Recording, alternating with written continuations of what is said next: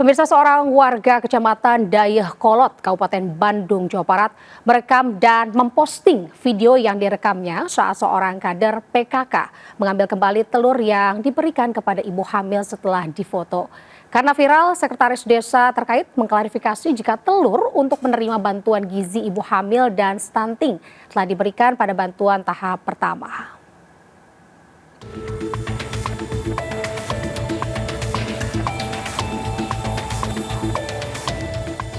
Video yang viral ini merekam saat seorang ibu hamil mendapat bantuan sembako dan difoto sambil memegang telur.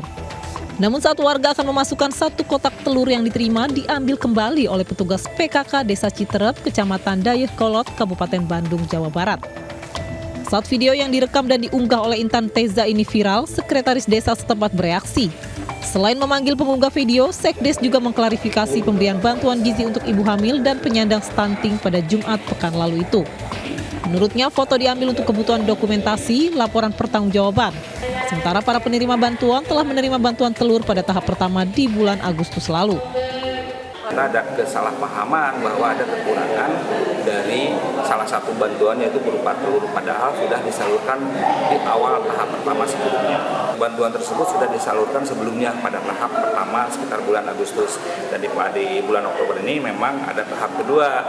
Artinya bahwa memang bantuan sudah memenuhi persyaratan dan daftar rencana kegiatan yang kami berikan kepada penerima manfaat. Pengunggah video juga telah meminta maaf karena video yang direkamnya mengundang reaksi netizen. Dari Kabupaten Bandung, Jawa Barat, Yuan Pangestu melaporkan. Sementara itu di Cimahi, Jawa Barat, ribuan beras bansos dibagikan jelang berakhirnya masa jabatan Presiden Joko Widodo. Tiap warga menerima bantuan beras seberat 10 kg. Ribuan warga Kecamatan Cimahi Tengah mengantri pembagian bansos pemerintah tahap 8 berupa beras seberat 10 kg. Warga rela mengantri berjam-jam sejak pagi. Pasalnya tiap warga harus melakukan proses pendataan dan terdaftar sebagai keluarga penerima manfaat. Di Kecamatan Cimahi Tengah terdapat 11.000 program keluarga harapan yang menerima bantuan beras 10 kg tahap ke-8. Pembagian bansos cadangan pemerintah ini didistribusikan untuk 32.000 PKH yang ada di Kota Cimahi yang terbagi dalam 3 kecamatan. Pendistribusian dilakukan selama sepekan ke depan. Kementerian Sosial mengancam mencabut bantuan sosial bagi penerima yang kedapatan bermain judi online. Seluruh bantuan dari pemerintah diberikan secara bersyarat dan terukur. Bantuan yang kita berikan itu sebenarnya bantuan yang bersyarat, ya, terukur. Misalnya bantuan kepada keluarga untuk sekolah anak, bantuan keluarga untuk balita, bantuan keluarga untuk lansia, ya kan, bantuan untuk difabel, gitu. Jadi terukur semua. Nggak bisa setiap bantuan itu digunakan sembarangan, itu nggak bisa. Jadi semua peruntukannya itu ada. Kalau sampai digunakan untuk yang lain, apalagi untuk mengancam masa depan seperti judi online, itu jelas tidak diperbolehkan. Kalau ketahuan ya tidak akan dibantu lagi. Akan diberi sanksi, tidak akan kita bantu lagi. Federasi Futsal Indonesia menggelar kongres luar biasa bertajuk Extraordinary Congress 2024 di Hotel Arya Duta, Menteng, Jakarta Pusat. Kongres digelar untuk mencari dan meresmikan Ketua Umum FFI periode 2024-2028 guna melanjutkan kesuksesan olahraga futsal Indonesia yang lebih baik.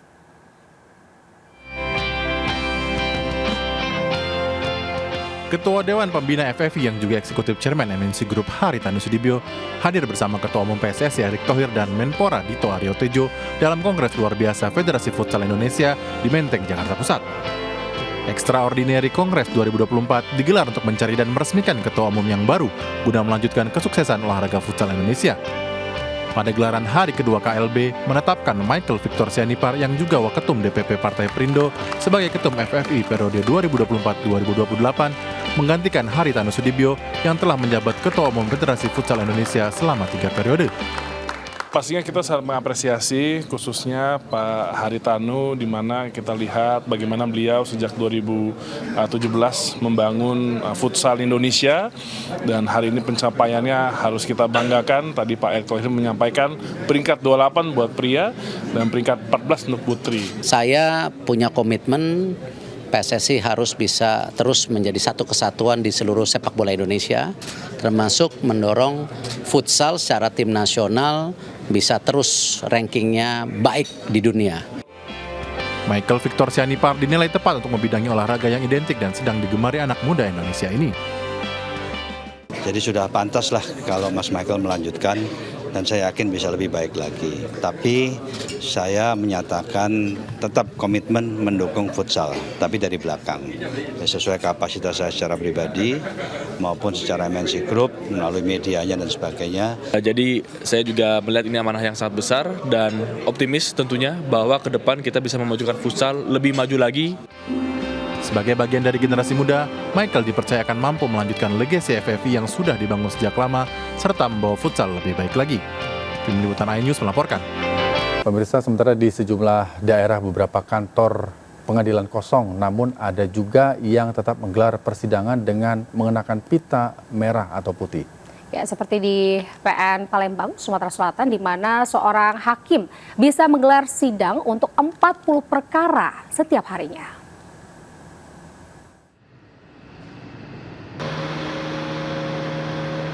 Sebagian besar ruang sidang Pengadilan Negeri Kota Bekasi, Jawa Barat kosong dan tidak menggelar persidangan. Sejumlah hakim ikut cuti massal sebagai bentuk unjuk rasa menuntut kenaikan gaji dan tunjangan yang stagnan selama 12 tahun. Meski begitu, ruang pelayanan terpadu satu pintu tetap beroperasi untuk memberi layanan kepada masyarakat. Beberapa persidangan yang tidak bisa ditunda juga tetap dilaksanakan, namun para hakim mengenakan pita putih sebagai bentuk solidaritas. Kondisi serupa juga terjadi di kantor Pengadilan Negeri Banda Aceh. 16 hakim umum dan 7 hakim ad hoc sepakat cuti massal hingga 11 Oktober. Dampaknya beberapa terdakwa menunggu di ruang tahanan Pengadilan Negeri Banda Aceh. Sementara itu, para hakim di Pengadilan Negeri Denpasar, Bali tetap bekerja seperti biasa. Pasalnya, sejumlah persidangan sempat ditunda saat libur Hari Raya Hindu Galungan dan Kuningan.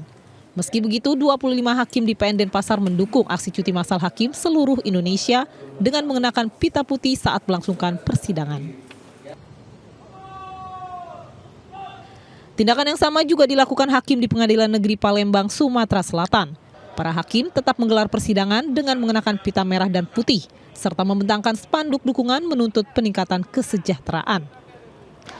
Tingginya angka kriminalitas di Palembang membuat setiap hakim memimpin sidang rata-rata hingga 40 perkara dalam sehari. Banyak, Bu.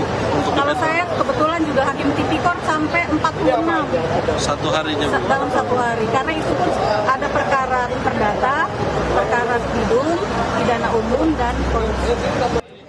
Cuti massal hakim seluruh Indonesia dilakukan selama seminggu dan akan kembali bekerja pada 14 Oktober. Tim Liputan melaporkan.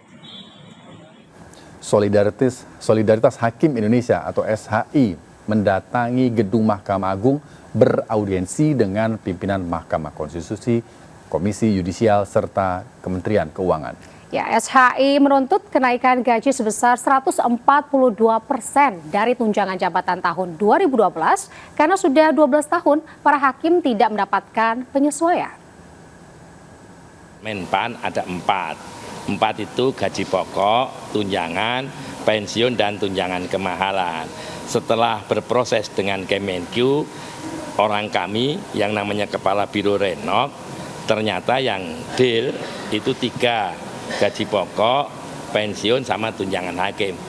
Kita lihat kondisi nanti, karena aksi ini kan baru berjalan 1 hari, ada sampai hari Jumat. Tentu ada banyak sekali stakeholder yang akan kita temui, akan ada banyak sekali forum-forum yang akan kita lakukan. Mudah-mudahan nanti ada hasil di hari Jumat. Pemirsa, sedikitnya 1.326 hakim di seluruh Indonesia menggelar cuti massal sebagai bentuk protes terhadap tuntutan perbaikan kesejahteraan yang hingga kini diabaikan pemerintah. Namun, Pengadilan Negeri Jakarta Selatan tetap menggelar sidang yang sifatnya pra-peradilan. Senin pagi, suasana Pengadilan Negeri Jakarta Selatan di Jalan Ampera Raya, Pasar Minggu, tampak sepi pengunjung. Hanya beberapa pengunjung yang duduk di ruang tunggu pengadilan.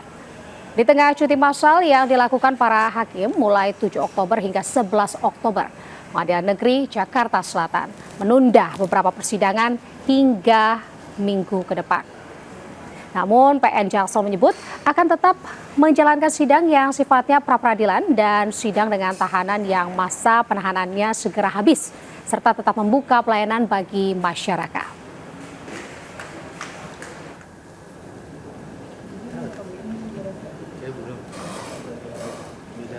Pengadilan Negeri Jakarta Pusat juga tetap menggelar sidang yang telah dijadwalkan. Sidang tetap digelar karena banyaknya sidang khusus, salah satunya seperti kasus tindak pidana korupsi dan kecurangan pilkada. Sidang Senin kemarin merupakan sidang pemeriksaan saksi-saksi kasus dugaan korupsi pengelolaan tata niaga komoditas timah. Dan PN Jakarta Pusat juga menyatakan dukungan penuh kepada seluruh aksi yang dijalankan oleh Solidaritas Hakim Indonesia mulai 7 hingga 11 Oktober mendatang.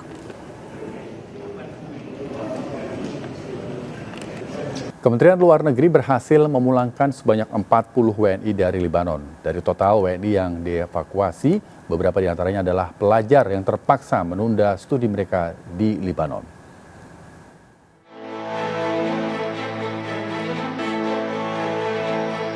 Kementerian Luar Negeri Republik Indonesia berhasil mengevakuasi 40 warga negara Indonesia dan 1 warga negara asing dari Lebanon yang tengah digempur pasukan Israel. 20 WNI dan 1 WNA tiba di Bandara Soekarno-Hatta, Tangerang, Banten pada Senin pagi, sedangkan 20 lainnya tiba pada Senin sore. Dari WNI yang berhasil dievakuasi, terdapat sejumlah mahasiswi yang tengah melakukan studi di sana. Mereka sedih karena harus menunda studi. Sebenarnya sedih, sangat sedih karena terputus ya, maksudnya terputus untuk sementara kuliahnya, terganggu gitu. Jadi, tapi saya berharapnya bisa secepatnya berakhir perangnya. Tentunya sedih sekali Pak, sebab kita datang ke Lebanon kan dengan tujuan studi, belajar gitu, dengan masa 5 tahun atau 4 tahun tergantung.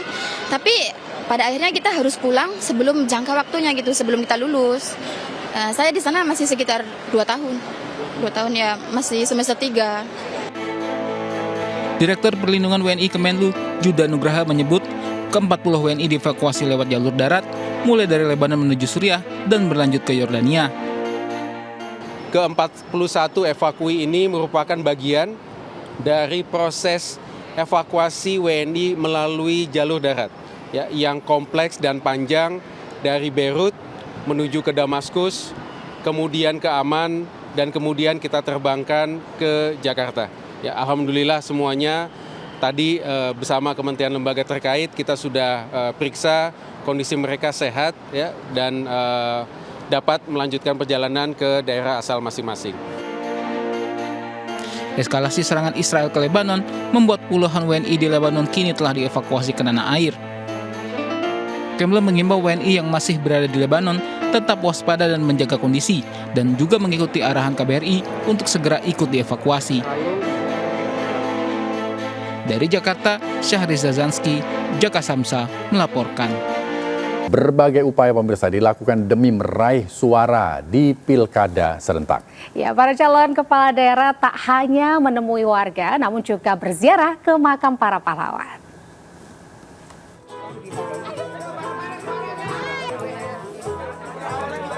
Berkunjung ke pasar sayur di Magetan, Jawa Timur, calon gubernur Khofifah Indar Parawansa berjanji akan merenovasi pasar agar nyaman sehingga banyak pembeli yang datang.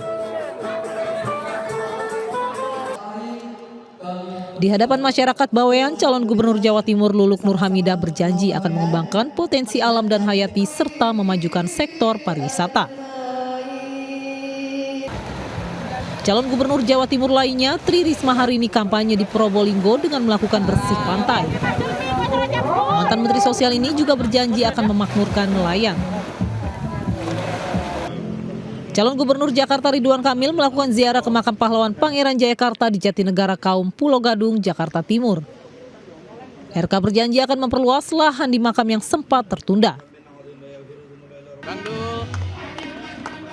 Sementara calon wakil gubernur Jakarta Rano Karno saat berkunjung ke kawasan Pasar Rebo Jakarta Timur kembali berjanji akan meningkatkan kesejahteraan masyarakat kota Jakarta melalui peningkatan intensif untuk RT, RW, Jumantik, Dasawisma, PKK, dan Posyandu. Badan Pengawas Pemilihan Umum Kota Depok menelusuri dugaan keterlibatan Wali Kota Depok Muhammad Idris yang diduga ikut kampanye tanpa izin cuti untuk pemenangan pasangan calon wali dan wakil wali kota nomor urut 1 Imam Budi Hartono dan Ririn Farabi Arafik. Dari Jawa Timur, Jawa Barat, dan Jakarta melaporkan. Keinginan Presiden terpilih Prabowo Subianto untuk bertemu Ketua Umum PDI Perjuangan Megawati Soekarno Putri ternyata tidak bertepuk sebelah tangan. Ya, betul sekali Rizky. Megawati juga tengah menanti janji temu sebelum pelantikan Presiden nanti. Ketua Umum PDI Perjuangan Megawati Soekarno Putri berziarah ke makam ayahanda Bung Karno di Kota Blitar, Jawa Timur. Mega didampingi sejumlah politisi PDI Perjuangan dan sejumlah calon kepala daerah dari PDI Perjuangan. Sekjen PDI Perjuangan Hasto Kristianto menyatakan Megawati tidak pernah menutup diri untuk bertemu Presiden terpilih Prabowo Subianto. Mega justru tengah menanti tanggal dan lokasi pertemuan tersebut yang diharapkan dilakukan sebelum pelantikan Presiden pada 20 Oktober nanti. Komunikasi secara intens sudah dilakukan, tinggal menunggu momentum yang tepat. Tentu saja momentum yang tepat itu diharapkan sebelum pelantikan Bapak Prabowo sebagai Presiden Republik Indonesia yang akan datang. Sekretariat Jenderal DPR meninjau kondisi rumah dinas anggota DPR di Kalibata, Jakarta Selatan. Saat meninjau kondisi rumah terlihat rusak dan tidak layak huni.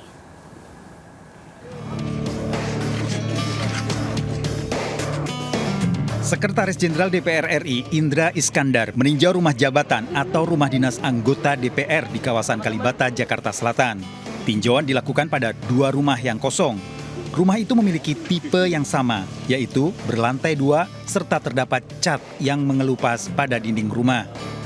Indra Iskandar telah menyampaikan kondisi rumah dinas tersebut kepada pimpinan DPR. Menurut Indra, setiap hari ada keluhan 12 hingga 20 anggota DPR yang menempati rumah itu. Keluhan rata-rata karena kebocoran hingga adanya tikus dan rayap di rumah dinas tersebut. Ini yang sudah kami laporkan pada pimpinan DPR dan waktu itu sudah dilakukan juga rapat konsultasi dengan fraksi-fraksi sehingga di tanggal 24 kemarin diputuskan dan disepakati untuk kedepannya akan diberikan dalam bentuk tunjangan. Nah, tunjangan ini tentu adalah bagian dari bagaimana cara kami memberikan layanan kepada Dewan, karena persidangan-persidangan yang dilakukan, kegiatan dilakukan Dewan itu sangat padat, sehingga sudah selayaknya lah anggota-anggota Dewan itu bisa memiliki hunian atau tempat tinggal itu yang layak, yang tenang, yang bisa produktif dalam mengerjakan tugas-tugas konstitusinya. Namun, Indra juga menyebut bahwa 45% dari total 596 rumah dinas anggota DPR masih layak huni. Anggota DPR periode 2024-2029 tidak lagi mendapatkan fasilitas rumah dinas. Mereka mendapatkan kompensasi pengganti berupa tunjangan perumahan setiap bulan yang nilainya masih dibahas. Rencana untuk mengubah fasilitas rumah dinas anggota DPR menjadi tunjangan perumahan tertuang dalam surat edaran Sekjen DPR kepada anggota DPR. Surat tersebut ditandatangani oleh Sekjen DPR pada 25 September 2024. Dari Jakarta, Tim Liputan melaporkan. Selebritis sekaligus pengusaha Raffi Ahmad resmi menjabat sebagai Wakil Ketua Umum Bidang Pariwisata dan Ekonomi Kreatif di Kamar Dagang dan Industri atau Kadin Indonesia. Ya, nama Raffi Ahmad masuk dalam kepengurusan Kadin masa bakti 2024 hingga 2029 yang dipimpin Anindya Novian Bakri.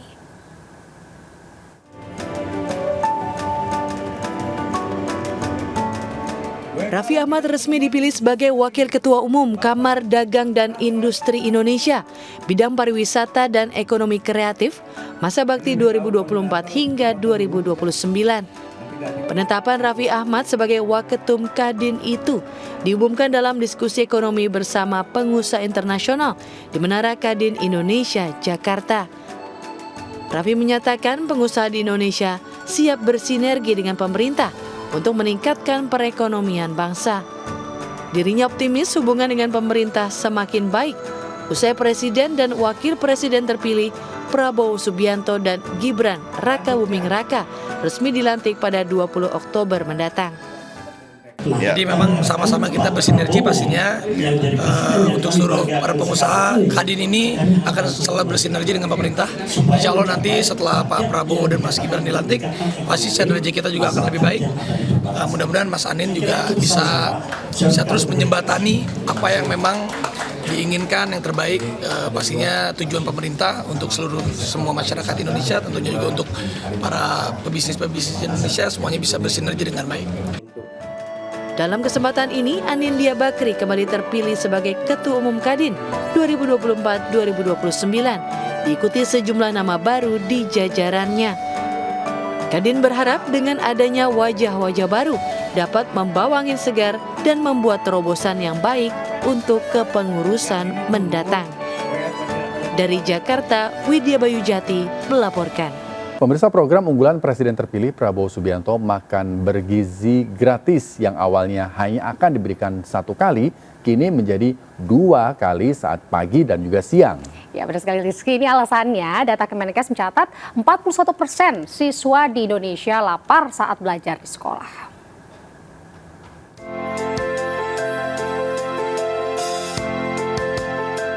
Uji coba makan bergizi gratis telah dilakukan di beberapa daerah. Seperti di Jakarta, PJ Gubernur Heru Budi beberapa waktu lalu melakukan uji coba di sejumlah sekolah dasar. Terbaru, program unggulan pemerintah terpilih Prabowo Subianto ini tak hanya diberikan pada pagi hari, namun juga siang hari. Data Kemenkes mencatat 41% siswa di Indonesia lapar saat belajar di sekolah. Penegasan tersebut disampaikan Hashim Joyo Hadikusumo, adik kandung Prabowo Subianto. Tahun depan pemerintah menganggarkan 71 triliun rupiah untuk program makan bergizi gratis. Ini bukan makan bergizi gratis, ini makanan gratis 2 kali sehari, ya. Pagi dan siang, pagi dan siang. Kenapa? Ini ada data lagi dari pemerintah kita, Kemenkes. Waktu itu saya hampir nggak mau percaya. Menurut Kemenkes dan Menteri PMK, Pak Muhajir, sudah ada survei terhadap kesejahteraan anak-anak di Indonesia. Ternyata 41% anak-anak sekolah di Indonesia masuk sekolah tiap hari, lapar. Upaya mendukung program pemerintah mendatang juga dilakukan di Purwakarta, Jawa Barat. Sejumlah anggota TNI dan Polri juga memberikan makan siang bergizi gratis. Ibu Persit, Polwan, Ibu Bayangkari yang menyiapkan, masak, kita manfaatkan apa yang ada. Terus di sini juga kita punya ayam petelur. Nah, hasil dari ayam petelurnya itu kita manfaatkan untuk kita berbagi kepada masyarakat. Mudah-mudahan program ini bisa berjalan dengan baik dan mudah-mudahan berkah semuanya. Dan masyarakat merasakan manfaat dari apa yang kita lakukan. Makan bergizi gratis meningkatkan kualitas generasi muda menuju Indonesia Emas 2045. Dari Purwakarta dan Jakarta, Tim Liputan melaporkan.